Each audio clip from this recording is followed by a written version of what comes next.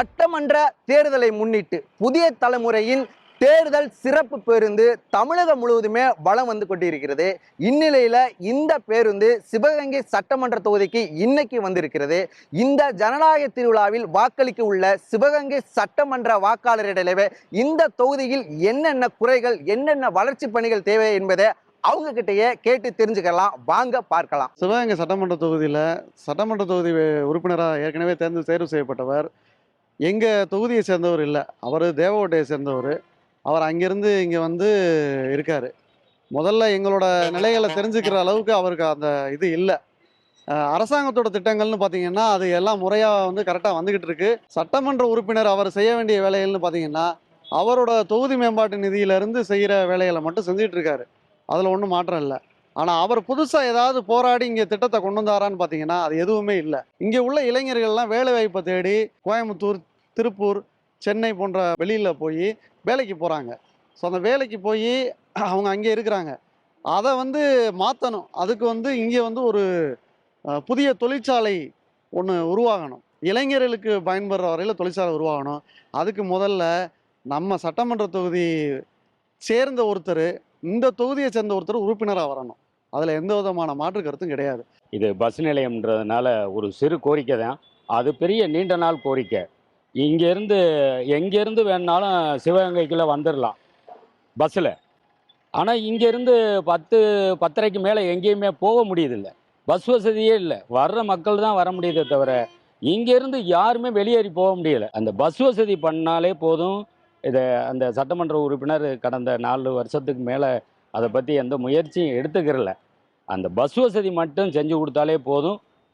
இது ஒரு பெரிய பிரயோஜனமாக இருக்கும். பலரும் கோரிக்கை வச்சுருக்காங்க. ரொம்ப பேர் இதை பற்றி சொல்லிட்டாங்க, எழுதிட்டாங்க, கோரிக்கை வச்சுட்டாங்க. அது நிறைவேற்றப்படாமலே இருக்குது. காரணம், சாதாரண மக்கள் தான் பஸ்ஸை பயன்படுத்துறதுனால வசதியானவங்க, காரில் போகிறவங்கெல்லாம் பஸ்ஸை பயன்படுத்துகிறதே இல்லை இப்போ. அதனால் அந்த போக்குவரத்து எங்களை மாதிரி இங்கே பஸ் ஸ்டாண்டில் உள்ள ஆட்டோ டிரைவர்களுக்கு தான் இது அதிகமாக தெரியுது. அதாவது ஏற்கனவே 10 ஆண்டுகள் இருந்த அரசு சரி, இப்போ இருந்த அரசுகளும் சரி, அந்தந்த நிவாரணங்களை கொடுத்துக்கிட்டு தான் இருக்காங்க. பெண்களுக்கு உள்ளது எல்லாமே வந்துக்கிட்டு இருக்கு. விவசாயிகளுக்குன்னு பார்த்தீங்கன்னா எந்த ஒரு அமைப்பு கொடுக்குறாங்க, யாருக்குமே இதை எழுதி சென்றடையலை. அதுக்கான அரசுகளையும் முயற்சி செய்யலை. இப்போ நாங்கள் இருக்கேன்னா, நான் வந்து ஒரு விவசாயி. குமாரப்பட்டியில் வந்து நான் இருக்கேன். என்னோடய சொந்த ஊர் குமாரப்பட்டி. அதாவது முல்லைப்பெரியாறு அணையிலிருந்து தண்ணி திறக்கப்படுகிறது. அந்த அணையில் வந்து வெள்ளலூர் நாட்டு குறிச்சி கம்மா ஃபஸ்ட் இடம். அது பெரிய கம்மா. அந்த கம்மா நிறைஞ்சதுக்கு பின்னாடி தமராக்கி நாட்டில் வந்து குமாரப்பட்டி தான் இருக்குது. குமாரப்பட்டி நற்குளங்கம்மாய். இந்த கம்மாய்க்கு வந்து கால்வாயை கட்ட சொல்லி நாங்கள் போன 10 ஆண்டுகளுமே கொடுத்துக்கிட்டு இருந்தோம். இப்போ 5 ஆண்டுகளும் மனு கொடுத்துக்கிட்டே இருக்கோம் கலெக்டர்கிட்ட, எல்லார்ட்டையுமே. இதை ஒரு கால்வாயை கூட சீரமைக்க பணி நடத்த முடியல. அதனால் அந்த சீரமைப்பு பணி நடத்தினா கிட்டத்தட்ட சுற்று வட்டாரத்தில் உள்ள ஒரு 20 கிராமங்கள் வாழ்வாதாரம் நல்லா இருக்கும். விவசாயிகளுடைய வாழ்வாதாரம். சிவகங்கை தலைநகரமாக சிவகங்கை மாவட்டத்தில் உள்ள தலைமை ஆஸ்பத்திரியில் எந்த ஒரு வசதியும் பூர்த்தி செய்யப்படாமல் குப்பை போன்ற சுகாதார கேடு உள்ள பொருட்களை சரியான முறையில் அப்புறப்படுத்தாத காரணத்தால் அங்கிருக்கும் நோயாளிகள் எவ்வித நோய் சிகிச்சை பெறும்போது சிகிச்சை இல்லாத அசுத்தமான காற்றுகளை பெற்று ஆரோக்கியமற்ற நிலையில் இருக்க வேண்டிய நிலைமை வருகிறது.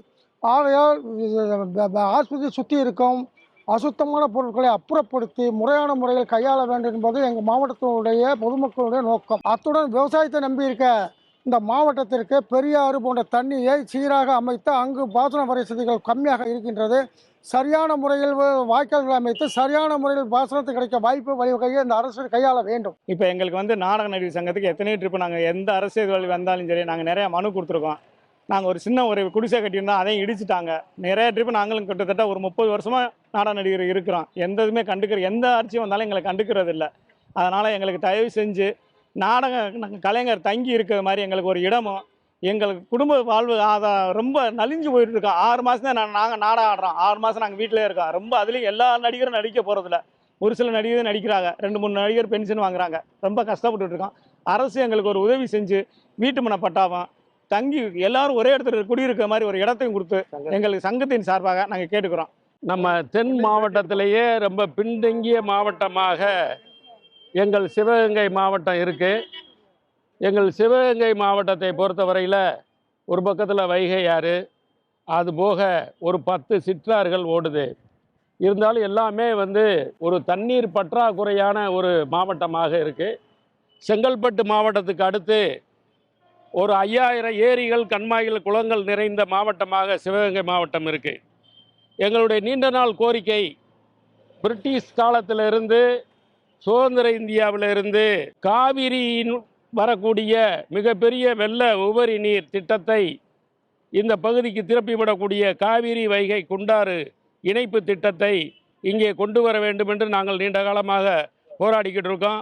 காமராஜர் காலத்திலிருந்து அதற்கு திட்ட மதிப்பீடுகள் போட்டாலும் டாக்டர் கலைஞர் அவர்கள்தான் காவிரியின் குறுக்கே 1 கிலோமீட்டருக்கு அங்கே மாயனூரில் கதவணை கட்டியிருக்கிறார்கள். ஆனால் அவருடைய புதல்வராக வந்திருக்கக்கூடிய தளபதி அவர்கள் தொடர்ந்து இந்த திட்டத்திற்கு நிதி ஒதுக்க நாங்கள் போராடிக்கிட்டு இருக்கோம். காவிரி வைகை குண்டாறு திட்டத்தை அதிக நிதி ஒதுக்க வேண்டும் என்று சிவகங்கை மக்கள் சார்பாக கீழடி அருங்காட்சியகம் திறக்க வந்த அதே நாளிலே மதுரையிலே நம்முடைய மாண்புமிகு முதலமைச்சர் தளபதி அவர்களிடம் நேரிலேயே அந்த கோரிக்கையை வலியுறுத்தக்கூடிய வாய்ப்பு எனக்கு கிடைத்தது. நான் அங்கேயே இதை வலியுறுத்தி கூறியிருக்கிறோம். இருந்தாலும் ஒவ்வொரு விவசாய பட்ஜெட்டு போடக்கூடிய இந்த அரசாங்கம் இந்த தென் மாவட்டங்கள், குறிப்பாக புதுக்கோட்டை, சிவகங்கை, ராமநாதபுரம், விருதுநகர் மாவட்டத்தினுடைய மிகப்பெரிய நீராதார பிரச்சனையாக இருக்கக்கூடிய இந்த காவிரி வைகை குண்டாறு திட்டத்திற்கு அதிகமாக நிதி ஒதுக்கியிருக்க வேண்டும், தவறிவிட்டார்கள். இன்றைக்கு பார்த்தீங்கன்னா தொழிலாளர்களை வந்து மிகவும் பாதிக்கக்கூடிய விஷயமாக தான் இந்த சிவகங்கை மாவட்டம் முழுமைக்கு இருக்குது. இன்றைக்கி பார்த்தீங்கன்னா தொழில் என்பது பக்கத்தில் இருக்கக்கூடிய காளையார் கோயிலில் வந்து தொழிலாளர்களை வந்து அந்த மில்லு மூடப்பட்டிருக்கு. அங்கேயும் தொழிலாளர்கள் பாதிப்பு. இன்னைக்கு அதுபோன்று மானாமதுரை, இளையாங்குடி, திருப்புவனம், சிவகங்கை உள்ளிட்ட பகுதியில் தொழிலாளர்கள் வந்து வேலைவாய்ப்பை வந்து மிகவும் இழந்து தொழிலாளர்கள் இன்றைக்கி ரோட்டுக்கு வரக்கூடிய ஒரு அவலமான சூழ்நிலை என்பது தான் நீடிச்சுக்கிட்டு இருக்குது. காரைக்குடியில் மட்டும் சில தொழில்கள் இருக்குது. இன்றைக்கு பார்த்தீங்கன்னா மத்திய அரசும் சரி, மாநில அரசும் சரி, தொழிலாளருக்கு வேலை செய்யக்கூடிய 8 மணி நேரம் வேலையவே வந்து 12 மணி நேரம் ஆக்கி அவுட் சோர்சிங் என்ற முறையில் இன்றைக்கி நகராட்சியில், இங்கே சிவகங்கை நகராட்சியெலாம் பார்த்தீங்கன்னா ஃபுல்லாகவே கான்ட்ராக்ட் தான். துப்புரவு பணியாளர் பெர்மனண்ட் ஆனவங்க ரிட்டையர் ஆகிட்டாங்கன்னா அவங்களுக்கு பதில் ஆள் எடுக்கிறது இல்லை. இப்படி ஒரு மோசமான நிலைமை தான் தொடர்ந்து நீடிச்சுக்கிட்டு இருக்குது. இங்கே இருக்கக்கூடிய தலைமை மருத்துவமனை, சிவகங்கை தலைமை மருத்துவமனை என்பது சுற்று வட்டாரத்தில் இருக்கக்கூடிய பல்வேறு கிராமம், பக்கத்தில் இருக்கக்கூடிய ராமநாதபுரம் மாவட்டம் கூட சிவகங்கைக்கு வரக்கூடிய ஒரு சூழ்நிலை இருக்குது. ஆனால் அந்த சிவகங்கையில் வந்து பார்த்திங்கன்னா நுழைவாயில் மிகவும் சாக்கடை போன்ற ஒரு குப்பைகளை கொட்டி துருநாற்றம் வீசிக்கொண்டு அங்கே மருத்துவமனையில் செல்ல முடியலை. இன்னொரு பக்கம் பார்த்திங்கன்னா அந்த குப்பைகள் சிவகங்கை நகராட்சியில் இருக்கக்கூடிய குப்பையை புறம் சேகரித்து அங்கே கொண்டு கொட்டி தீமூட்டமாக்கி ஒரே புகை மண்டலமாக இருக்குது. எதிர்த்தாப்பில் பார்த்திங்கன்னா பிரசவம் பார்க்கக்கூடிய மருத்துவமனை, அங்கே இந்த குழந்தைகளை நோய் பாதிக்கக்கூடிய அபாயம் என்பது முதியோர்கள் வந்து பெட்டில் இருந்து சிகிச்சை செய்யக்கூடியவர்களை பாதிக்கக்கூடிய வகையிலையும் இருக்குது. நாங்கள் தொழிற்சங்கம் சார்பில் பல முறை போராட்டங்கள் பண்ணியிருக்கு, பல முறை மனுவும் கொடுத்துருக்கு. அதுக்கான நடவடிக்கை தீர்வு என்பதும் கிடையாது. இப்போ இருக்க தேர்தல் முறையில் வந்து விவசாயிகளுடைய கோரிக்கை, எந்த கோரிக்கையுமே இவங்க நிறைவேற்ற போய் போகிறதே கிடையாது. இனி இது இப்போ நிறைவேற்றுறது மாதிரி இல்லை. இந்த விவசாயிகளுடைய கோரிக்கை நீர்நிலையை கால்வாயில் பூராத்தையுமே இவங்க இந்த தேர்தல் முறையில், இவங்க தேர்ந்தெடுத்த முறையில் அழிச்சிக்கிட்டு தான் வராங்களோ ஒழிச்சு இவங்களுக்கு அந்த எந்த இதுவுமே அந்த தகுதியெல்லாம் கிடையாது. எங்கள் விவசாயியை பூரா கலெக்டரேட்டில் பூரா சொல்லி பூரா அழுத்து போனாங்க. எங்கள் கோரிக்கை, விவசாயிகளுடைய ஒட்டுமொத்த கோரிக்கையை ஒரு தேர்தல் முறையில் ஒரு இன்னோவேஷன் சிஸ்டத்தை வந்து கொண்டு வரணும். சட்டமன்றத்துலேயும் பார்லிமெண்ட்லேயும் ஒரு இன்னோவேஷன் சிஸ்டத்தை வந்து கொண்டு வந்தாதான் இந்த சட்டமன்றமும் இந்த பார்லிமெண்ட்டும் இயங்குறதுலேயே வந்து ஒரு அரசியல் அறிவியலுங்கிற சிஸ்டத்தை வந்து கொண்டு வர முடியும். சிவகங்கை சட்டமன்ற தொகுதின்னு பேர் சிவகங்கை அந்த காலத்தில் ரொம்ப ஃபேமஸான ஊர். ஆனால் இந்த தொகுதிக்குங்கன்னு எந்த இதுவுமே யாரும் எதுவும் செய்கிறதே கிடையாது. ஒரு காலேஜ் பூரா மெடிக்கல் காலேஜ் மட்டும் தேங்கி இருக்க ஒழிய வேறு வந்து விவசாய கல்லூரி மற்றும் இந்த வக்கீல்களுக்கு உள்ள அந்த கல்லூரி எல்லாமே காரைக்குடியும் போகுது. இங்கே சிவகங்கை யாருமே வந்து இப்போ எதையுமே கண்டுக்கிறாங்கல்ல. அதனால் சிவகங்கை ரொம்ப பின்தங்கிதே போதே ஒழிய இந்த பின்தங்கிய மாவட்டத்தை யாரும் இப்போ வர்ற எம்எல்ஏக்கள் யாரும் முன்னேற்றத்துக்கு கொண்டு வர மாட்டேங்கிறாங்க. அவங்கவுங்க தாலுகாவத்தையும் பார்க்குறாங்க ஒழிய சிவகங்கை யாருமே கண்டுக்கிறதில்ல. சிவகங்கை நல்லா கண்டுக்கிற எம்எல்ஏவாக இங்கே இருக்கணும். ஆளுங்கட்சி அதுக்கு ஏற்பாடு பண்ணணும். அதுபோக சிவகங்கையில் வாலாஜனா பள்ளியாசன் ரொம்ப பழைய காலத்து பள்ளியாசன். அந்த பள்ளியாசனில் வந்து கபர்ஸ்தானில் வந்து கபர்ஸ்தான் செவத்தை உயர்த்தி கொடுக்க பணம் கேட்டேன். ஆனால் அது வந்து சாங்ஷனாக இது வரைக்கும் இந்த பணம் வந்து இன்னும் சாங்ஷன் ஆகலை. அதே மாதிரி அரசனி முத்துப்பட்டியில் வந்து ஒரு இடம் வந்து 1 ஏக்கர் ஒதுக்கி கொடுத்தாங்க. அந்த இடத்த இது வரைக்கும் எங்களுக்கு கொடுக்கல. வளர்ச்சி திட்டம்னா இந்த இப்போ எல்லாரும் சொன்ன மாதிரி நம்ம ஒரு காலேஜ் வந்துச்சுன்னா கொஞ்சம் நல்லா இருக்கும். அது செஞ்சு கொடுக்கறதுக்கு நம்ம அமைச்சர்கள் ரெடியாக இருக்காங்க. அதுக்கான இடத்த சூஸ் பண்ணிக்கிட்டு இருக்காங்க. இடம் கிடைச்சுன்னா அதை செய்யலாம் அப்படின்ற மாதிரி ஒரு ஐடியா இருக்குது. இப்போது உங்களுக்கு தெரியுது, இப்போ பக்கத்தில் காரைக்குடியில் லா காலேஜ் கட்டியிருக்காங்க, அப்போ அக்ரிகல்ச்சர் கட்டி கொடுத்தாங்க. அந்த மாதிரி இங்கே கேட்குறத செஞ்சு கொடுக்க ரெடியாக இருக்காங்க. அதுக்கான பிளேஸ் பார்த்துக்கிட்டு இருக்காங்க, இடத்த பார்த்துக்கிட்டு இருக்காங்க. தற்போது தேவை அது. இன்னொன்று, இப்போ ரோடு வசதி எல்லாமே நல்லா தான் இருந்தது. இந்த குடிநீருக்காக கொஞ்சம் நோண்டி போட்டாங்க. அதை ரீகனெக்ட் பண்ணிக்கிட்டு ரோடு ஒரு பக்கத்து சரி பண்ணிக்கிட்டு இருக்காங்க. அந்த குடி தண்ணீர் வந்து கொஞ்சம் டேரெக்டாக கரெக்டாக வராதனால அங்கங்கே லீக்கேஜ் இருக்கிறதுனால அதை சரி பண்ணிகிட்டு இருக்காங்க. அது கூடிய விரைவில் பண்ணி கொடுத்துருவாங்க. இந்த குடிநீர் இந்த பாதையிலையும் இந்த காலேஜ் இதுகள் இருந்தால் போதும். மற்றபடி எல்லாமே இங்கே அந்த இடத்துல நல்லா தான் இருக்குது. பஸ் ஸ்டாப் இருக்குது, யூனியன் கட்டி கொடுத்துருக்காங்க. அது போகிறதுக்கு பக்கத்து ஏரியாவில் நம்ம கிராமங்கள் எல்லாத்துக்குமே வந்துட்டு கலையரங்கம், என்ன தேவையோ கலையரங்கம், பாத்ரூமு, என்ன மக்களுக்கு தேவையோ அது எல்லாத்தையுமே கம்ப்ளீட்டாக செஞ்சுக்கிட்டு தான் இருக்கிறையா. அடுப்பில் பூர்த்தி ஆகிட்டு வந்துகிட்டு இருக்கு. அதாவது முழுசாக கம்ப்ளீட் ஆயிடுச்சுன்னா ஒவ்வொரு ஏரியாவாக கம்ப்ளீட் ஆகிட்டு வந்துகிட்டு தான் இருக்குது. யாரும் குறை சொல்கிற அளவுக்கு இல்லை. திருப்பத்தூர் தொகுதிக்கு வந்து நகரத்தில் சொல்கிறதுனா பாதாள சாக்கடை திட்டம் அவசியம் வேணும். பாதாள சாக்கடை திட்டம் இல்லாமல் அங்கங்கே வாய்க்கால்கள் கட்டி கொசு உற்பத்தி அதிகமாகி டெங்கு, மலேரியா போன்ற நோய்கள் வந்து திருப்பத்தூர் மக்களை பாதிச்சுக்கிட்டு இருக்கு. திருப்பத்தூர் டவுனில் இருக்கிற அரசு ஆஸ்பத்திரியை வந்து இப்போ எக்ஸ்டென்ஷன்லாம் பண்ணியிருக்காங்க. அவசர சிகிச்சை பிரிவுலாம் கொண்டு வந்திருக்காங்க. ஆனால் எம்எஸ் டாக்டரோ, ஆர்த்தோ டாக்டரோ, ஹார்ட் அட்டாக் போன்ற அவசர பிரிவுக்கு உண்டான கார்டியாலஜிஸ்ட்டு யாருமே கிடையாது. போதிய மருத்துவர்கள் இல்லை, போதிய கம்பவுண்டர்ஸ் இல்லை, போதிய நர்சஸ் இல்லை, போதிய உதவியாளர்கள் இல்லை. அதனால் அவசரமான சூழ்நிலை வரக்கூடிய காலகட்டத்தில் வந்து அவங்க வந்து சிவகங்கைக்கு தான் ரெஃபர் பண்ணி விட்றாங்க. இங்கே ட்ரீட்மெண்ட்டே ஃபஸ்ட் எய்டுங்கிறது கூட ஒரு தெளிவான முறையில் செஞ்சு அனுப்பாமல் அப்படியே அனுப்பி விட்றாங்க. அது ரொம்ப வேதனையான ஒரு விஷயமா இருக்குது. நோயாளிகளை பொறுத்தளவு பிரசவ வார்டுகளில் எந்த நேரமும் ஒரு டியூட்டி டாக்டர் இருக்கிற மாதிரி ஒரு ஏற்பாடு இருக்கணும். இரத்த வங்கின்னு இருக்குது போர்டு மாட்டி, அந்த இரத்த வங்கி செயல்பாட்டுக்கு வரணும். ஸ்கேன், போக்குவரத்து எல்லாமே நவீனமான முறையில் அமையணும். திருப்பத்தூரில் சுகாதாரத்தை பற்றியும் இந்த பாதாள சாக்கடை திட்டத்தை பற்றியும் சொன்னேன். அதே மாதிரி குடிநீர் திட்டம் வந்து காவேரி திட்டத்தின் மூலமாக வந்திருக்கு. அந்த திட்டத்தில் வந்து ஏற்கனவே தண்ணி பற்றாக்குறையாக இருக்குன்னு சொல்லி ஆர்ஓ வாட்டர் பிளான்ட் 2 வந்து மத்திய அரசு ஃபண்டில் வந்தது வந்து மூடியே கிடக்கு. இப்போ காவேரி வாட்டர் அதிகமாக வந்துக்கிட்டு இருக்கு. அதை அந்த தண்ணியை கொண்டுட்டு போய் அந்த பியூரிஃபை பண்ணுற ஸ்டேஷனுக்கு கொண்டுட்டு போய் பியூரிஃபை பண்ணி ஏழை மக்களுக்கு குடம் 2 ரூபா 3 ரூபான்னு சீட்டு போட்டு விநியோகிச்சுக்கிட்டு இருந்தாங்க. அந்த திட்டத்தை மறுபடியும் அமுல்படுத்தணும். ரோடு போட்டிருக்காங்க. தண்ணி ரொம்ப நாள் பிரச்சனையை தீர்த்திருக்காரு மாண்புமிகு கூட்டுறவுத்துறை அமைச்சர். அப்புறம் ஹாஸ்பிட்டல் கட்டிட்டு இருக்காங்க. எது இல்லையோ அதை செஞ்சுருக்காங்க. நம்மளுக்கு அடிப்படை வசதிகள் எல்லாமே இருக்கா? இருக்கு. ஒரு சிலர் வந்து இல்லாமல் இருக்கு. அதை இப்போ நிவர்த்தி செஞ்சுக்கிட்டே வர்றாங்க பேரூராட்சி மூலம். இந்த சாக்கடை, இந்த இது பூரா குப்பைங்க, இந்த இதெல்லாம் இருக்கிறத வந்து ஆளுகளை வச்சு அள்ளிக்கிட்டு இருக்காங்க. சாக்கடையும் பண்ணி பார்த்துக்கிட்டு இருக்காங்க. நீங்க நீண்ட நாட்களா வைக்கிற ஒரு கோரிக்கை, ஆனா அது நிறைவேற்றப்படாத கோரிக்கை ஏதாவது இருக்கா?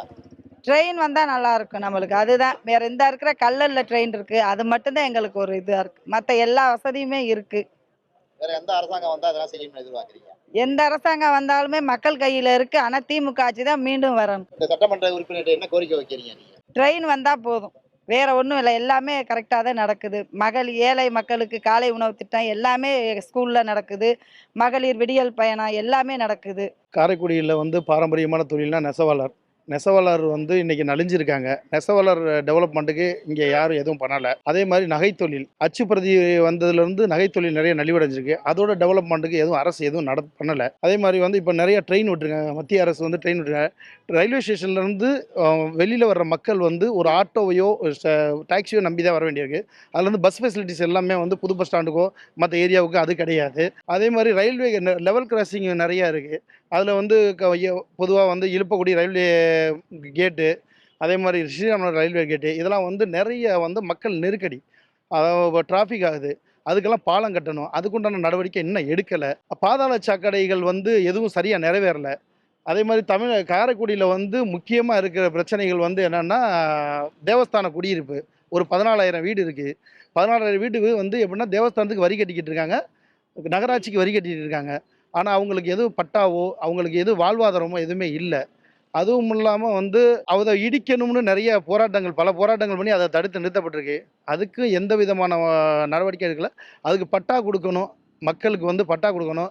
அவங்களோட வாழ்வாதாரத்தை மேம்படுத்தணும், அதுக்கும் நடவடிக்கை எடுக்கலை. பொதுவாக வந்து காரைக்குடி மாநகராட்சியை பொறுத்தவரையும் மாநகராட்சியும் இங்கே உள்ள சட்டமன்ற உறுப்பினர்லாம் கொஞ்சம் மெத்தனை போக்கட்டாக இருக்காங்க.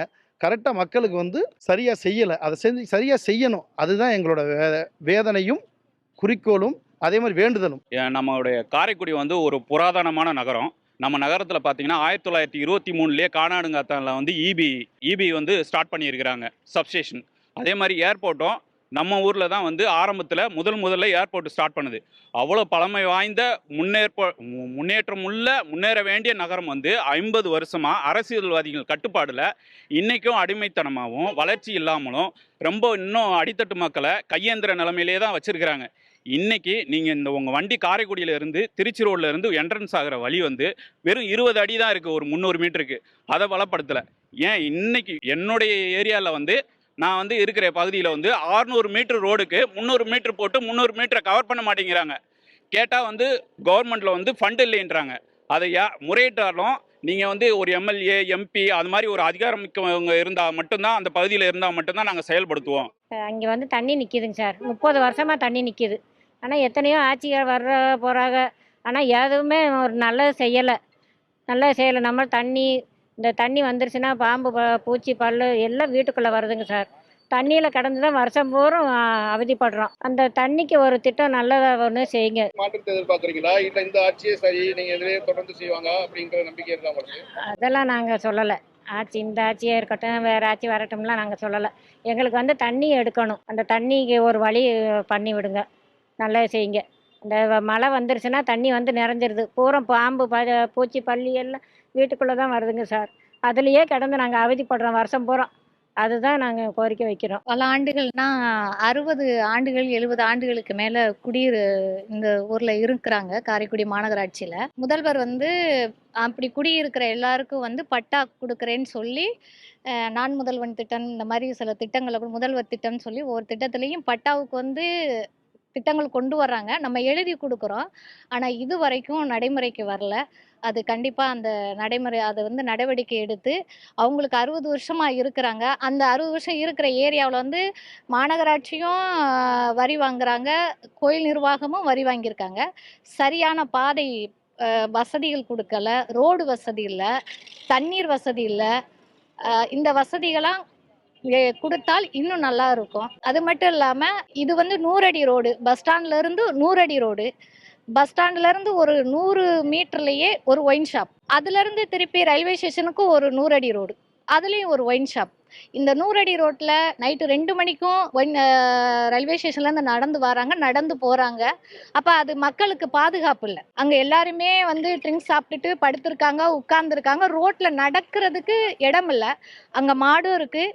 எல்லா கான்ட்ராக்டர்ஸும் அந்த 100 அடி ரோடு ரயில்வே ஜங்ஷன் 100 அடி ரோட்டில் குப்பைகளை கொட்டி வச்சிருக்காங்க. அதுக்கும் வந்து மாநகராட்சி நடவடிக்கை எடுக்கணும். காரைக்குடி நகராட்சியாக இருந்த பொழுதும் சரி, மாநகராட்சியாக இருந்த பொழுதும் சரி, சுமார் 112 கோடி ரூபாயில் முதல் நிதியும், இரண்டாவதாக 38 கோடி நிதியிலும் வந்து சுமார் ஒரு 150 கோடி ரூபாய்க்கு வந்து பாதாள சாக்கடைக்காக அரசு நிதி ஒதுக்கப்பட்டுள்ளது.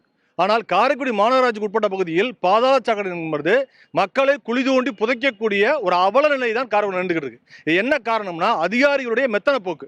5 வருஷமா ஃபண்டு அலோகேட் ஆகி எல்லா ஒப்பந்த காலம் கிடைத்த நிலையிலும் இன்னைக்கு வரைக்குமே பாதாள சாக்கடையுடைய எந்தவித பணியும் முடிவடையாமல் ஒரு சிறிய மழை பெஞ்சாலும் அங்கெங்கே மழை கழிவுகளும் சாக்கடைகளும் காரைக்குடி முழுக்க தெருகெடுத்து ஓடக்கூடிய சூழ்நிலை இருக்கு. மிகப்பெரிய அவலம் என்ன அப்படின்னா இந்த மாநகராட்சியின் வாசல்ல இருக்கக்கூடிய அந்த தொட்டியே ரெம்பி வெளியே செல்லக்கூடிய அவல நிலை தான் இருக்குது. பாதாள நிலை. இதுக்கு அடுத்து பார்த்தீங்க அப்படின்னா கோயமுத்தூருக்கு அப்பாற்பட்ட அடுத்து காரைக்குடியில தான் சம்பை ஊற்றுன்னு சொல்லக்கூடிய ஒரு அற்புதமான ஒரு ஊற்று காரைக்குடி இருக்கு. இந்த ஊற்றை பாதுகாக்கக்கூடிய எந்தவித செயலையும் எம்எல்ஏவும் செய்யலை, சேர்மனும் செய்யலை, மேயரும் செய்யலை. ஆனால் ஒரு வருடத்திற்கு சுமார் 1 கோடி ரூபாய்க்கு இந்த சம்பை ஊற்றை பாதுகாத்து இந்த சம்பை ஊற்றில் இருக்கக்கூடிய தண்ணீரை எடுத்து மக்களுக்கு கொடுக்கணுங்கிற பேரில் 1 கோடி ரூபாய்க்கு மேலே செலவு செய்கிறாங்க. ஆனால் இந்த சம்பை ஊற்று பாதுகாக்கப்படுது அப்படின்னா இல்லை, ஒரு வலை கூட அதுக்கு அமைக்கப்படலை. அதாவது சம்பை ஊற்று இருக்க பார்த்தீங்கன்னா மோட்டார்களின் வாகனங்களின் ஆயில் இறங்கி இன்னைக்கு அந்த தண்ணி வந்து மிகப்பெரிய ஒரு சேத நிலை கட்டப்பட்டிருக்கு. ரெண்டாவது எம்எல்ஏ எம்பி இவங்கெல்லாம் இருக்கிறாங்கிறதா பேர் தானே ஒழிஞ்சு இந்த காரைக்குடியை 2ஆக பிரித்து பார்த்தோம்னா வடக்கு காரைக்குடியா இந்த சூடாமணி ராமநாதபுரம், ஆரியபவன், பெரியார் சிலைலாம் பார்க்கலாம். தெற்கு காரைக்குடியா, காலவாய்ப்புட்டல், வீரியங்கம்மாய், செஞ்சை, பள்ளிவாசல் பார்க்கலாம். இந்த செஞ்சை, பள்ளிவாசல், காலவாய்ப்புட்டல் பகுதிக்குள்ள உள்ள போய் பார்த்தீங்க அப்படின்னா ஒரு எம்எல்ஏ வரதில்ல, ஒரு எம்பியும் வரது. ஏன்னா அந்த வீதிகளுக்குள்ள கார் போகாது, நடைபாதையாக தான் நாங்கள் சென்றுக்கிட்டு இருக்கோம், சைக்கிளில் தான் போய்கிட்டு இருக்கோம். அப்போ குக்கிராமங்களில் வந்து இன்னைக்கு சாலைகள் கிடைச்சிருச்சு. இன்னைக்கு காரைக்குடி பகுதியில் சாலைகளை, சவுத்து காரைக்குடியில் சாலைகளே இல்லை, சரியான குடிநீர் விநியோகம் இல்லை, சரியான மின்விளக்கு இல்லை, எந்த வித வசதிகளுமே இல்லை. எம்எல்ஏயும் பார்க்கறதில்ல, எம்பியும் பார்க்கறதில்ல, சேர்மனும் பார்க்கறதில்ல, மேயரும் பார்க்கறதில்ல, யாருமே பார்க்கறதில்ல. அப்போ மக்களுடைய அவல நிலை தான் தொடர்ந்து வந்துட்டே இருக்கு. அது வரக்கூடிய நாட்களில் இந்த நிலை மாறுமே ஆனால் மக்கள் வந்து ரொம்ப சிறப்பாகவும் செயல்படுவாங்க அப்படிங்கிறத இந்த இடத்துல நான் பதிவு பண்ணிக்கிறேன். குறைன்னு சொல்ல போனால் தமிழக அரசிலிருந்து நம்ம காரைக்குடி சட்டமன்ற தொகுதியை தேர்ந்தெடுக்கப்பட்ட மக்கள் வரைக்கும் குறைகள் இருக்குது, தேர்ந்தெடுக்கப்பட்ட பிரதிநிதி வரைக்கும் குறைகள் இருக்குது. என்ன கோரிக்கைனா, மாநகராட்சி ஆயிடுச்சு, அந்தஸ்தை வாங்கியாச்சு, அதுக்கான அங்கீகாரம் கொடுத்துருக்கா காவல்துறை? இன்னும் அப்படியே தான் இருக்குது, டெவலப்பிங்கே இல்லை. பார்த்தீங்கன்னா புறநகர் காவல் நிலையம் இந்த போதிய காவலர்கள் நியமனம் செய்யலை. டிஎஸ்பி, ஏஎஸ்பி இப்படி பல்வேறு துறைகளில் காவல்துறையில் மக்களை பாதுகாக்கக்கூடிய இடத்துல இருக்கக்கூடியது அந்த தரம் உயர்த்தலை, மாநகராட்சிக்கான அந்தஸ்தை உயர்த்தப்படவில்லை.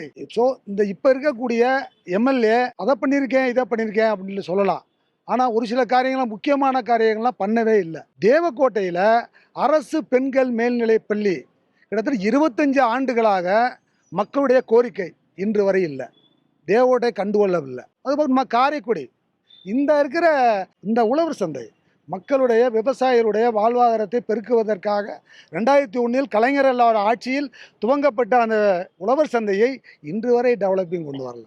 இன்றைக்கு அதிகமான ஊழல் நடந்தது சங்கராபுரம் பஞ்சாயத்து. சங்கராபுரம் பஞ்சாயத்தில் அன்றைக்கி அங்கே போய் சர்வே எடுத்தோம்னா கிட்டத்தட்ட 100% சாலைகளில் 25% சாலைகள் தான் போடப்பட்டிருக்கு, ஆனால் 100% சாலைகள் போடப்பட்டிருக்குன்னு சொல்லி தகவல். நாங்களே ஒரு ட்ரிப்பு கிராம சபை கூட்டத்தில் போய் பிரச்சனை பண்ணி சாலைகளை போடுங்க, மக்களுக்கு அடிப்படை வசதிகளை செஞ்சு கொடுங்க அப்படின்னா பல்வேறு கோரிக்கை வச்சோம், இன்றைக்கு வரைக்கும் நடவடிக்கை இல்லை. காரைக்குடியில் இப்போதைக்கு எங்கள் வழக்கறிஞராக எங்களுடைய கோரிக்கை என்ன அப்படின்னு பார்த்தீங்கன்னா, சார்பு நீதிமன்றம் நீதித்துறையினால் எங்களுக்கு அங்கீகரிக்கப்பட்டு ஆல்ரெடி வந்து அதுக்கு உண்டான ஜிஓ பாஸ் பண்ணியிருக்கிறாங்க.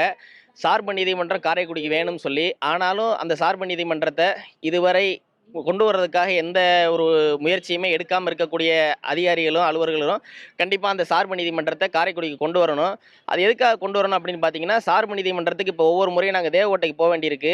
ஆனால் தேவக்கோட்டையில் இருக்கக்கூடிய சொத்து லிட்டிகேஷன்ஸை விட காரைக்குடியில் இருக்கக்கூடிய சொத்து லிட்டிகேஷன்ஸ் தான் அதிகம். ஏன்னா இங்கே இருக்கக்கூடிய வந்து சொத்தினுடைய விலைவாசி, இங்கே இருக்கக்கூடிய மக்களுடைய வாழ்வியல் முறைகள் எல்லாம் பார்க்கும்போது இங்கே இருக்கக்கூடிய கரூர், திருவள்ளூர், ஸ்ரீபெரும்புதூர் போன்ற மாபெரும் நகரங்களை விட தமிழ்நாட்டில் 6வது இடத்துல அதிகமான பணக்காரர்கள் வசிக்கக்கூடிய ஊர் காரைக்குடியாக இருக்குது. அப்போ இங்கே இருக்கக்கூடிய நிலத்தினுடைய மதிப்பும் அந்த மாதிரி இருக்குது. அதே மாதிரி நகரத்தார் சமூகம் இங்கே அதிகமாக இருக்கிறனால வழித்தோன்றல் பூர்வீக சொத்துக்களுடைய லிட்டிகேஷன் அதிகமாக இருக்கிறனால சார்பு நீதிமன்றம் வரணுங்கிற அடிப்படையில் சார்பு நீதிமன்றம் அலோகேட் பண்ணாங்க. ஆனால் அலோகேட் பண்ண நீதிமன்றத்தை இதுவரை நடைமுறைப்படுத்தாமல் இருக்கிறாங்க. அதை நடைமுறைப்படுத்தணும் என்பது எங்களுடைய கோரிக்கை.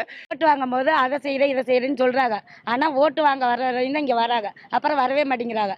அதனால் சத்தியமாக இதை செய்கிறோம்னு சொல்லிட்டு இப்போ இந்த தடவை வரும்போது எங்களுக்கு ஓட்டு கேட்டு வரும்போது சொல்லிட்டு செய்ய சொல்லுங்க. ஆனால் எது வந்தாலுமே அந்த நேரத்துக்கு தான் செய்ய சொல்கிறேன், அதுக்கப்புறம் எதுவுமே செய்ய மாட்டேன். எங்களுக்கு இலவசமே வேணாம், 1000 ரூபாய் வேணாம், 5000 ரூபாய் வேணாம், எங்களுக்கு இலவசமே வேணாம். நல்ல ரோடை கொடுங்க, நல்ல தண்ணியை கொடுங்க, கால்வாயை கொடுங்க. இந்த சாக்கடை திட்டத்தை வந்து கரெக்டாக கொண்டுட்டு போங்க, சமமாக கொண்டு போங்க. ஒரு இடத்துல தண்ணி வந்து எங்கள் வீட்டுக்குள்ளெல்லாம் தண்ணி வந்துருச்சு, அதெல்லாம் சரியாக கொண்டு வாங்க. அது போதும். எங்களுக்கு ஆட்சி மாற்றமோ என்னமோ எது வந்தாலும் சரி, எந்த கட்சி வந்தாலும் எங்களுக்கு நல்லதை செய்கிறது வாங்க, இலவசம் வேணாம். காரைக்குடியை பொறுத்தளவுக்கு இது ஒரு கல்வி சார்ந்த நகரம். இங்கே அழகப்பா யூனிவர்சிட்டி இருக்குது, அதே போல் இப்போ சட்டக்கல்லூரி புதுசாக வந்திருக்கு, வேளாண் கல்லூரி வந்திருக்கு, மருத்துவக் கல்லூரி அப்ரூவ் ஆகிருக்கு. இப்போ கல்லூரி சாலையை பொறுத்தளவுக்கு இப்போ அழகப்பா யூனிவர்சிட்டி இருக்குது, தொடர்ச்சியாக உமையால் பெண்கள் கல்லூரி இருக்குது. ஆனால் அந்த பகுதிக்கு வந்து சரியான போக்குவரத்து வசதி இல்லை. காலையிலையும் மாலையிலையும் பார்த்தீங்கன்னா பேருந்துகள் அனைத்துமே நிறைஞ்சு வழிஞ்சு போகுது. அந்த இடத்துல கூடுதலாக பேருந்துகள் போட்டு மாணாக்கர் போயிட்டு வர்றதுக்கு வசதி பண்ணி கொடுக்கணும். அதே போல் வந்து இப்போ சுற்றுவட்ட பேருந்து கூட ஆப்ரேட் பண்ணுறாங்க. அறிவுசார் மையம் அந்த மாதிரிலாம் நிறையா இருக்கிறதுனால தேர்வு எழுதுறதுக்காக வெளியூர்ல இருந்தாலும் அடிக்கடி வர்றாங்க. அப்போ தேர்வு மையங்கள்லாம் இதை சுற்றி தான் போடுறாங்க. அங்கெல்லாம் பேருந்து வசதி பண்ணி கொடுக்குறாங்களான்னா பண்ணி கொடுக்குறதில்ல. சரியான கழிவறை வசதி இல்லை. அதையெல்லாம் எதிர்காலத்தில் சரி செய்யணும். காரைக்குடி தொகுதியை பொறுத்த வரைக்கும் பாதாள சாக்கடை திட்டம், சாலை சீரமைப்பு போன்ற பணிகள் தொடர்ந்து நடைபெற்று கொண்டு தான் இருக்குது. அதில் சில குறைகள் இருந்தாலும் பணிகள் சிறப்பாக நடந்து இருக்குது, அதில் மாற்று கருத்து இல்லை. ஆனால் அதே சமயத்தில் காரைக்குடி தொகுதியை பொறுத்து என்னுடைய கோரிக்கை என்னன்னா, தொடர்ந்து இது காங்கிரஸுக்கான ஒரு தொகுதியாக இருக்குது. வரக்கூடிய தேர்தலில் இது திமுகவுக்கு ஒரு வாய்ப்பு கொடுத்தா வெற்றி வாய்ப்பு சிறப்பாக இருக்கும்னு நினைக்கிறேன். அது மட்டும் இல்லாமல் காரைக்குடியை பொறுத்த வரைக்கும் இன்னைக்கு சாலை போக்குவரத்து சிறப்பாக அமைஞ்சாலும் ஆக்கிரமிப்புகள் மிகப்பெரிய அளவில் நடந்துக்கிட்டு இருக்கு.